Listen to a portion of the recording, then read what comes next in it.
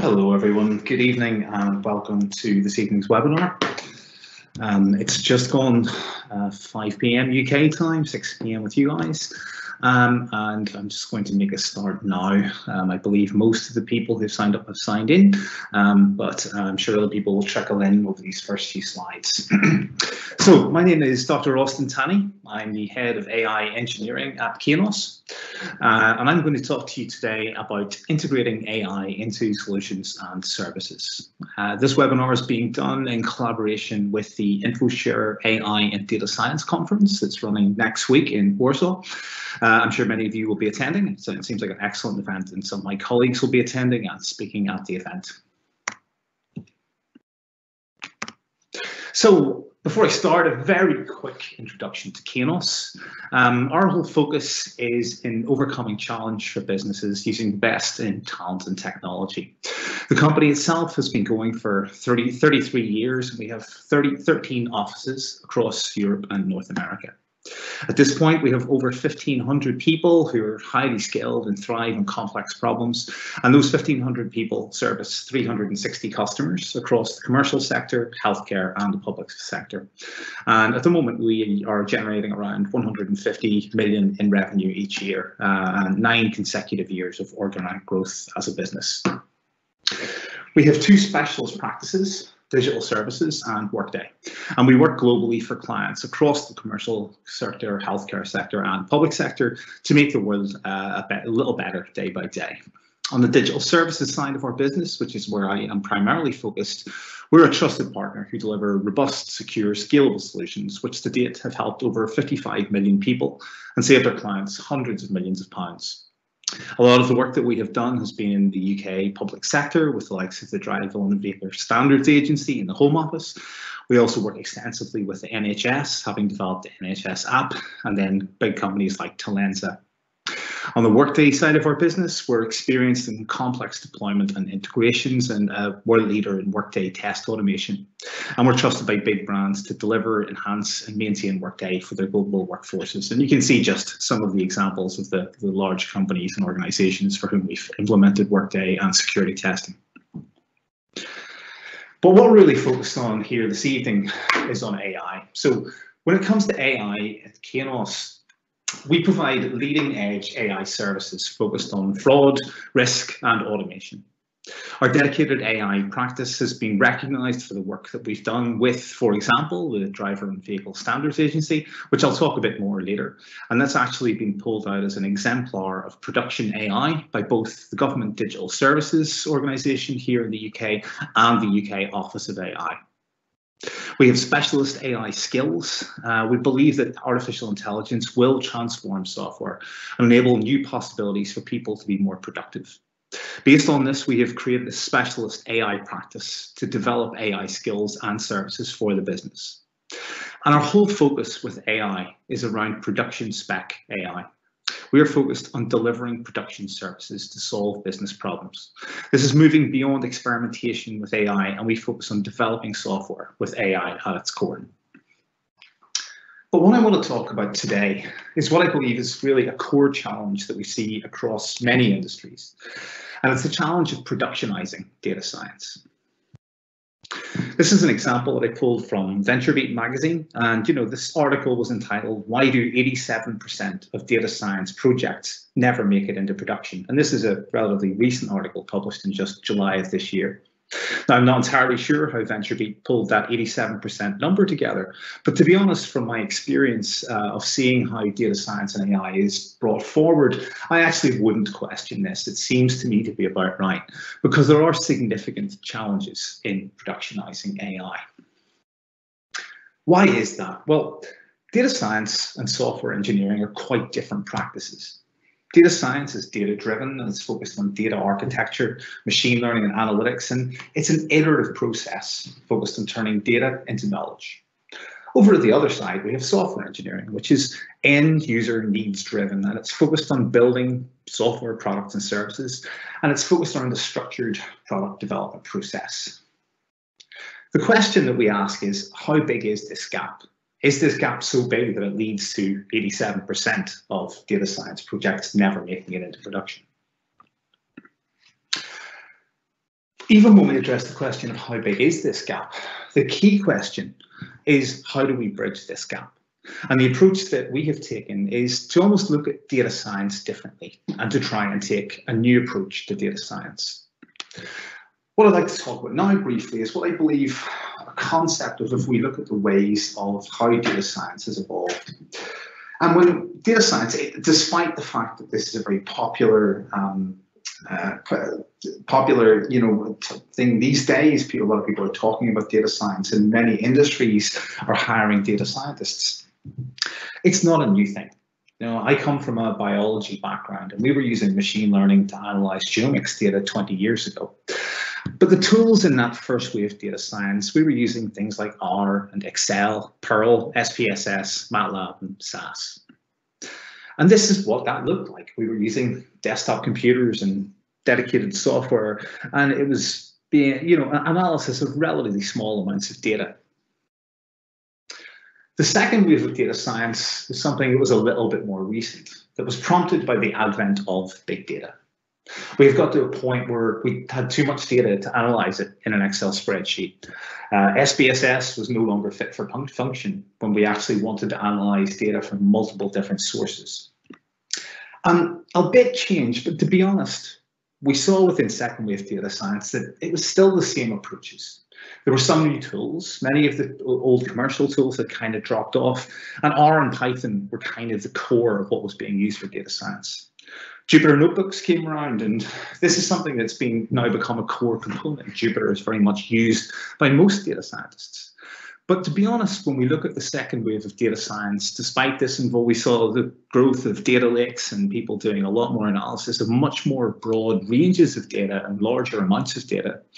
Many of these kind of projects never made it beyond POCs. And I think the reason for that was because it wasn't focused on production. It was mostly focused on data exploration and data understanding.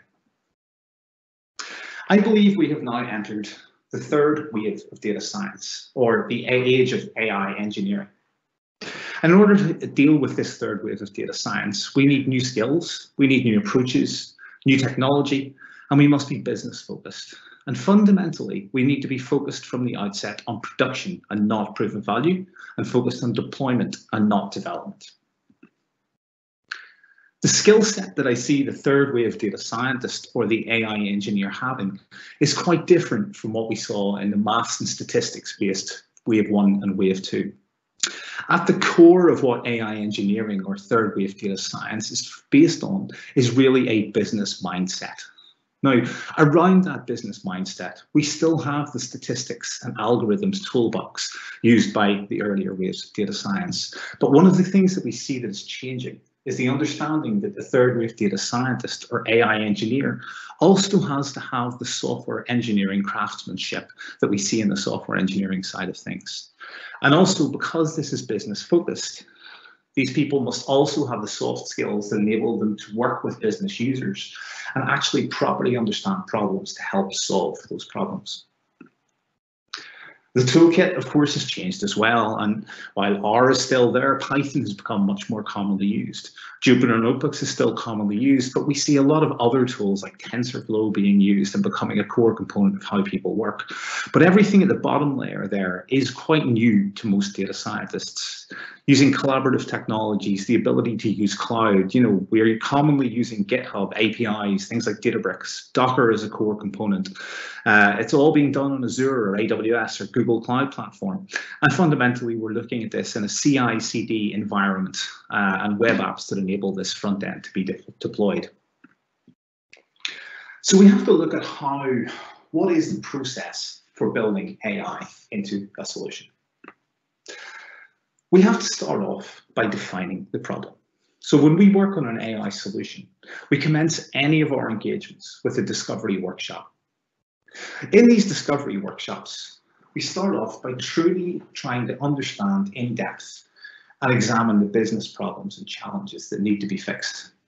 We identify the key issues, and then we actually look towards what that ideal world would look like. If we had this problem solved, what would your day look like? How would this change your business process? It's only at that point, when we've truly delved into the problems that are being addressed and how we think they can be solved, it's only then that we start to think about AI and technology and data. And at that point, we have to identify the data sets that are available and the data sources that we can access before we can start to propose any solutions. The next step in the process is something that's different from most typical software development. Having identified the problem and found what data is available, the critical first question in any AI project is this possible? This initial data discovery assesses the feasibility of the project and whether an AI-driven solution can work. This becomes the grounds for scoping out the delivery in the software engineering component, or determining what additional data may be needed, or indeed just shutting down the project. And I have been involved in projects that have been in all phases like this. In some cases, we found the data is excellent and we can move forward and build an AI solution. In other cases, we find that while the data is good, it's insufficient, or there's data missing and we've had to collect more data. And indeed, there have also been examples where that initial data discovery has shown to us that actually the project cannot be done with the available data, nor can additional data be collected within a realistic time frame or a realistic cost. And that has been the end of the project. And that's not a failure. That to me is ultimately a success in an AI solution, because if we can't successfully deliver the solution with the right data, then there's no point in commencing the project in the first place. The next thing, once we've moved past that data discovery, is to think about what the AI delivery team looks like. Data science and AI do not stand alone. In order to successfully deliver any AI project, the success comes from forming the teams to deliver the AI services, using a hybrid approach of specialist AI roles and generalist engineering roles. The teams that we have working in projects like this consist of AI architects, data scientists, and AI engineers working alongside and in partnership with service designers, UX experts, software engineers, etc. Basically, what a normal software delivery project would look like. But the key thing is that the AI architects, the AI engineers, and the data scientists are completely embedded within that process. They do not work in silos, they work truly together. It's also important to upskill data scientists in software engineering disciplines so they can understand how to work with the rest of the teams from the outset to deliver a production service. If we look at the way this is often done, the top side here, top half of this slide, we can see how software engineering is carried out. We design software, we develop software, we deploy software. On the bottom half of this slide, we see how data scientists or AI experts look at the world. We explore data, we create a model, something else happens, and then we deploy software. And that's where things tend to fall over. Many AI POCs go to the point of creating a model, showing a percentage accuracy, percentage recall, positive and negative prediction values. And we can see how well the data science works, but it never really makes it to that next stage of actually deploying a solution. Many people have looked at doing this in silos and thinking, okay, well, we explore the data, we create the model, the software design has been done, and we simply embed that created model into the software. And that's not the right way to do it either. What happens then is that we end up with data scientists working on their laptops using Jupyter notebooks and showing that their model works. In many cases, we've been involved in projects where multiple data scientists have been working on a project, and they were all able to show us satisfactorily how they can run this end to end in a Jupyter notebook and how they can analyze the data and produce reliable results. And they kind of threw that model across the wall to the engineers, and it's no longer their problem. In reality, this must be a completely embedded process. The data exploration actually impacts how the software is designed. It helps us understand the business problem. It helps us understand what data sources we will be using, what data sets we'll be using, and that all feeds into how we will build this from the outset. We then create the model, and that model is also being developed alongside the software that's being developed. So we understand how we will embed that model into the software from the outset, understanding that this product itself is actually being built as a data product. Then, of course, we don't just develop and deploy that software as a chain. This has to be done in an iterative manner. And this is no more important than in places where we are using AI, because ultimately one of the true advantages of developing AI or data-based products is that we can actually improve them over time. As we collect more data, we can retrain our models and improve our models and ultimately make the final software solution that we are developing work better. So I'm going to talk through now just a few case studies to give you examples of where we have successfully done this. The example projects that I have, and I won't go through all of these, I'm going to highlight just the first few, but essentially these are all examples that work just across various different cases. The DVSA example and the NHS example and the land registry are the three that I'll talk through in a little bit more detail. But we've also done some really interesting work with the National Health Service, where we've focused on improving understanding of appointment names and booking descriptions for patients who want to make general practitioner appointments.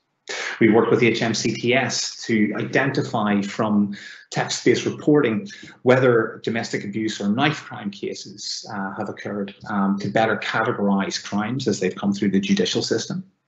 We work with the Foreign Office, where we've worked helping them productionise some of their data science models. We've worked with the Health Service in Ireland to develop a chatbot to assist with customer help inquiries.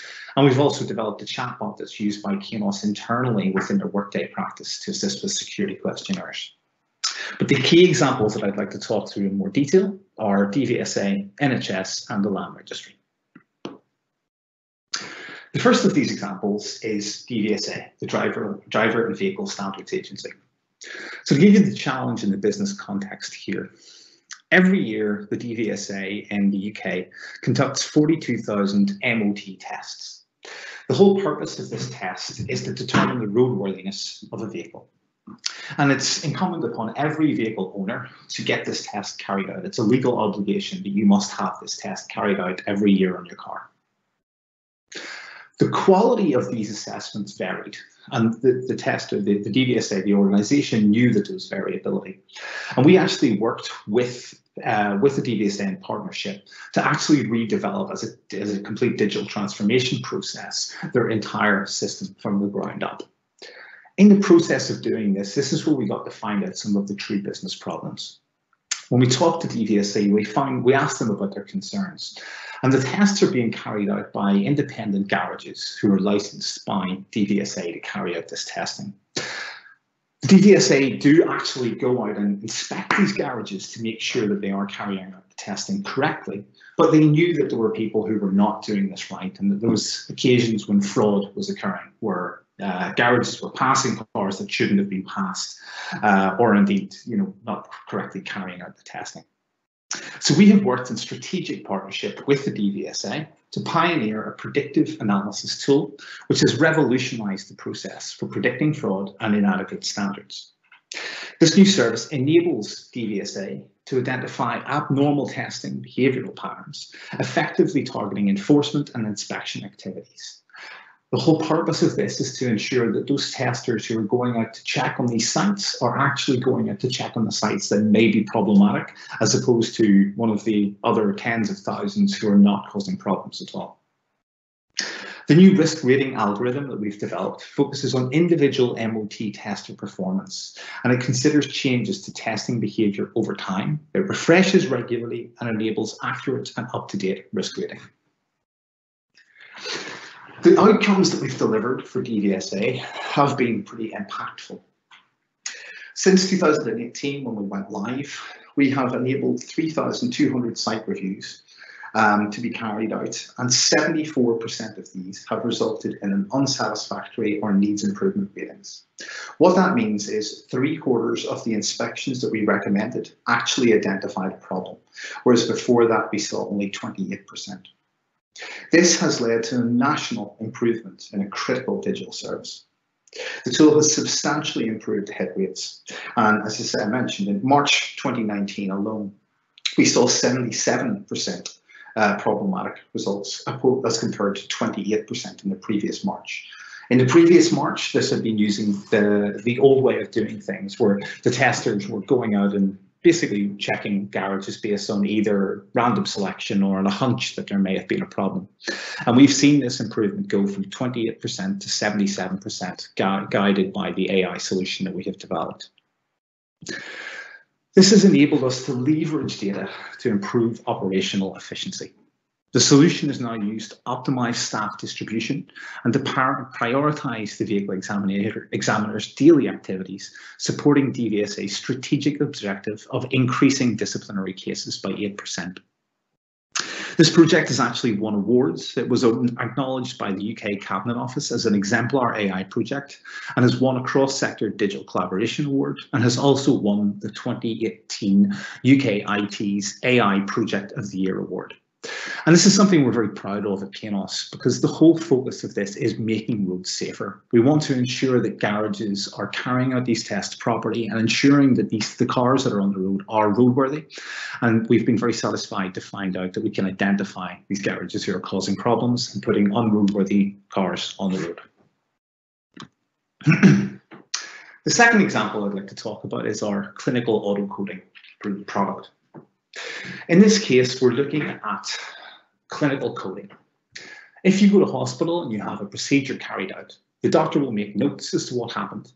And at some point, a human being will have to sit down and read those notes and try and figure out from the doctor's notes what procedure was carried out and what the diagnosis is that was given. Once that's figured out, there are codes assigned. It's the OPCS code is used for the procedure, and the OECD-10 code is used for diagnosis. And these are entered into the internal systems, and that's how the hospitals get paid.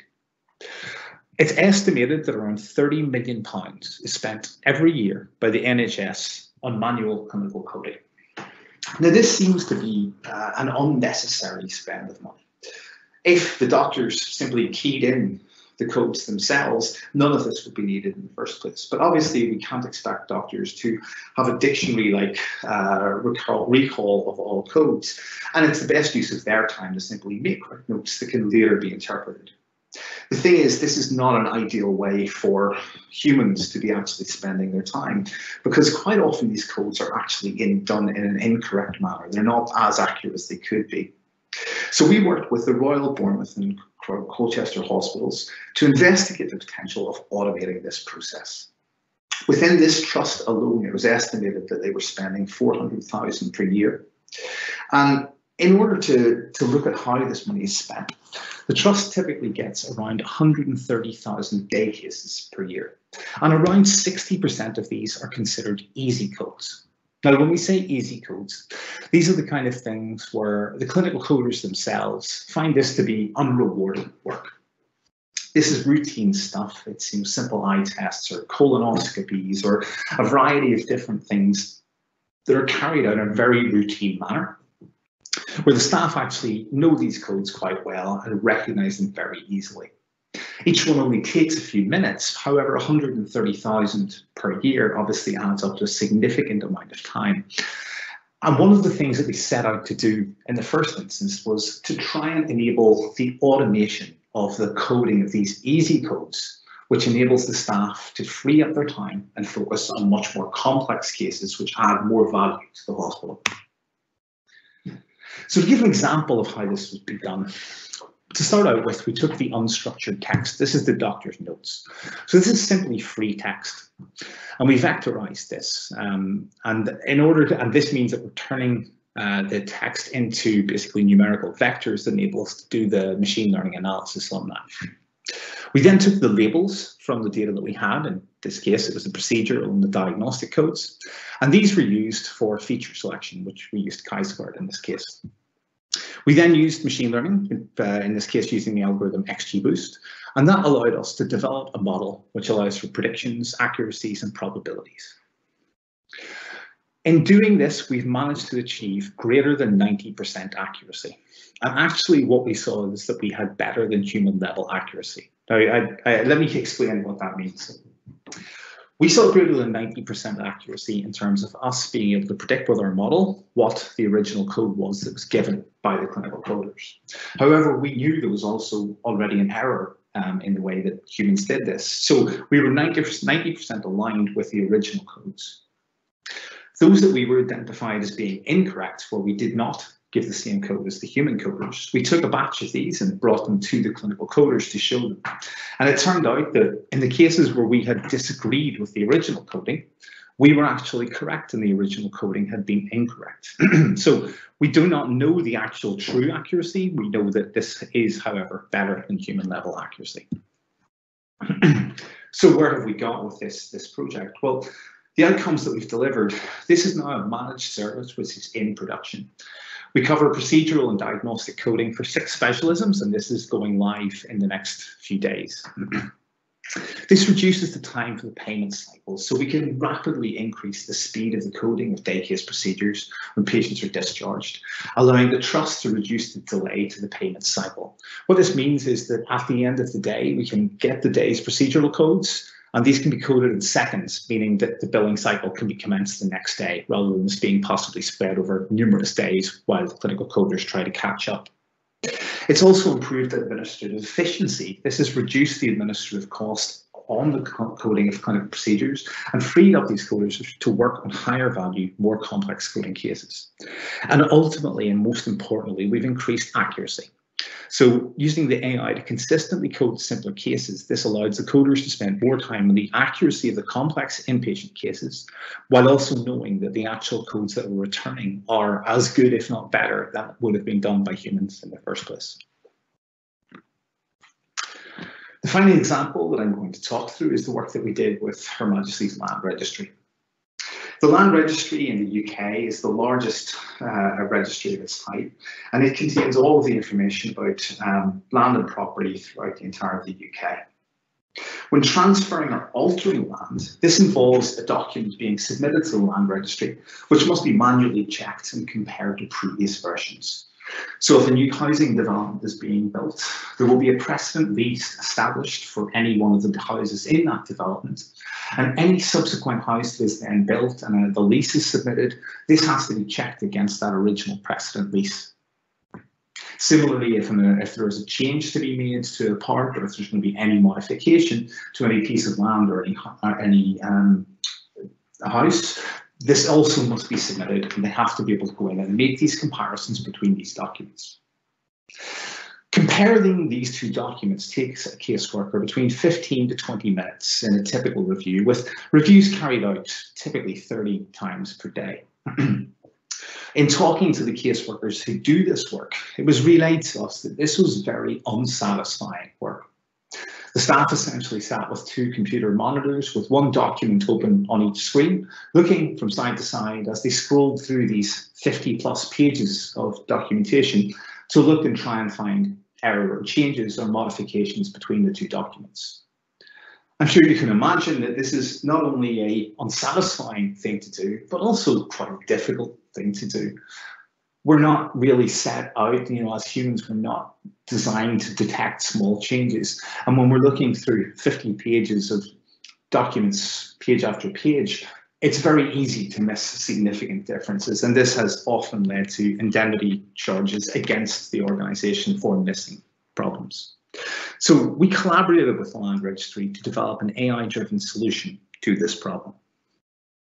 Our aim was to create an AI that can flag discrepancies in what are expected to be matching documents, to identify the locations of the differences in the documents, and to help ease the burden on these caseworkers. The Land Registry employs around 3,500 caseworkers, but they see tens of thousands of these kind of documents per week, and they're constantly in a backlog. And this is really, when working with the case study workers, we found that this is a very emotive thing, because on the one hand, it's not very rewarding work, but on the flip side, this is someone's house that they care about, and whether this is a very critical decision, but really a very dull process to be carried out in something that's so important. So the outcomes that we have delivered, we have applied AI to derive insight. The project has demonstrated that AI can derive the insight from these documents and minimize the manual effort that is rampant across the organisation. And in fact, many other organisations across the globe carry out this kind of manual triage. We have reduced the amount of effort that must be carried out. The solution gives caseworkers an at-a-glance detection of these differences, which reduces the time for comparison and frees the caseworkers to focus on higher value work. We're also, again, leveraging data to improve operational efficiency. The AI identifies why a document comparison fails and will have the capability to improve with a human in the loop. What I mean by that is that not only are we detecting the differences, but we're giving the caseworkers the ability to then label those differences. So does this difference matter? And that means that as this product is used more and more, over time, we can then retrain the model not only to detect the differences, but to detect the differences that we think are important and drive the caseworkers to examine those pieces specifically. And we expect that over the coming months that this will refine down and make this process work even better, even more quickly, and even more efficiently in terms of identifying problems. So in conclusion, successfully integrating AI into products, services, and solutions truly does require a fully joined up effort. We have to stop considering data science as a separate discipline that hands over artifacts to software architects and engineers. It's absolutely critical that data scientists and AI engineers work as a core component of the software delivery team. And we have to form these teams in a way that actually works in a comprehensive and holistic manner. But it's not just that. The approach must start with the business problem, and the team must work in a cohesive manner to develop software that integrates AI models at its core, but ensuring that these AI models actually match the needs of the business and solve the problems that the business has set out to solve. Again, in my past, I've seen many examples of this being done not so well, where data scientists are given data sets, and we have a tendency to just get excited by data and spend time analyzing that data to find interesting things. But often that leads us to go down rabbit holes and not particularly focus on the problem, focus more on the data. And so again, from the outset, not only do we need to stop that from happening, we need to ensure that we're always addressing the core problems and not getting distracted by the interesting nature of the data itself, but we have to focus on ensuring that we're meeting those business problems. And here in Kainos, we are working to cultivate a new era of AI engineering that takes this joined up approach with a focus on production from start to finish. We are not building AI for the sake of it. We are not analyzing data for fun.